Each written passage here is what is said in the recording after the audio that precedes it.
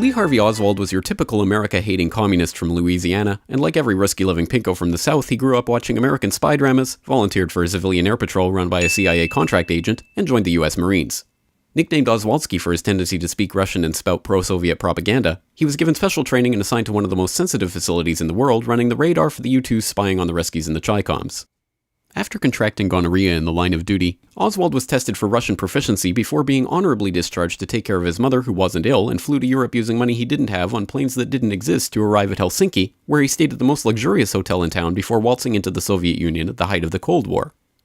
While there, he kept a detailed log of Soviet facilities, made notes about microdots, and carried a CIA standard-issue Minox camera before getting bored and returning to the United States on a military jet using money loaned to him from the US Embassy. After waltzing back into the United States after supposedly defecting to the enemy at the height of the Cold War, he settled back in New Orleans where he appeared in radio and TV interviews, got into fistfights on the street, and handed out leaflets from a pro-Castro Cuban group sharing office space with an ex-FBI agent involved in government-sponsored anti-Castro Cuban groups. Moving to Texas and befriending a millionaire Russian oilman who helped to get him a job at the Texas Schoolbook Depository, Oswald made sure to let his murderous intent be known by attempting to assassinate a right-wing general in the area, thus potentially jeopardizing any plot to kill the president, and sent vanity photos of himself posing with his rifle to his close friends. On the morning of November 22, 1963, Lee Harvey Oswald went to work in the Schoolbook Depository where the president just happened to be driving by. After somehow getting the Secret Service to stand down before entering Dealey Plaza, Oswald set up a makeshift sniper's nest and got off 3 shots in 6 seconds, leaving 4 bullets without leaving any nitrate on his cheek, a feat that has never been duplicated, including 1 bullet that managed to cause 7 entry-exit wounds, a feat that has never been duplicated, penetrating 15 inches of tissue, 4 inches of rib, and a radius bone, to come out in almost perfect condition on a stretcher in the hospital while no one was looking, a feat that has never been duplicated. He then ran downstairs and got himself a Coke from the vending machine within seconds of the assassination before heading home, grabbing his things, walking down the street, shooting a police officer, ducking into a movie theater, and waiting to be arrested. After jumping up and pulling his gun on the police officers who swarmed the theater, he was let out the front door, or the back, and taken into police custody.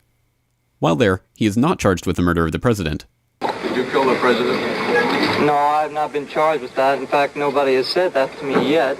And like any self-respecting America-hating communist grandstander who had just killed the President of the United States in a pinko rage, denied he had anything to do with it. I'm just a patsy. Before being transferred to county jail, he was shot on live TV by a 2-bit Union Mafia stooge, supposedly torn by grief at the death of the president, whose brother he personally hated, later claiming that it was part of a conspiracy the world will never know. The world will never know the true facts. Luckily, the crusading journalist of the unbiased media told the public the straight truth about what happened. His head could be seen to move violently forward. Hoover wrote a memo that weekend demanding that the public be convinced that Lee Harvey Oswald was the lone assassin. LBJ appointed a commission telling Commissioner Warren that he had to find that Lee Harvey Oswald was the lone assassin, and, as luck would have it, that commission concluded, "Now, what about the doctor at Parkland Hospital who reportedly said the president was wounded in the front? Actually, the doctor told the commission, and a newspaper report agrees, that he said only that the bullet could have entered from the front. But because of the president's condition and their desperate haste, the doctors never turned him over, never saw the similar wound where the bullet actually entered from the back." This is the story of the JFK assassination, as brought to you by the truth tellers in government. Those weapons of mass destruction got to be somewhere.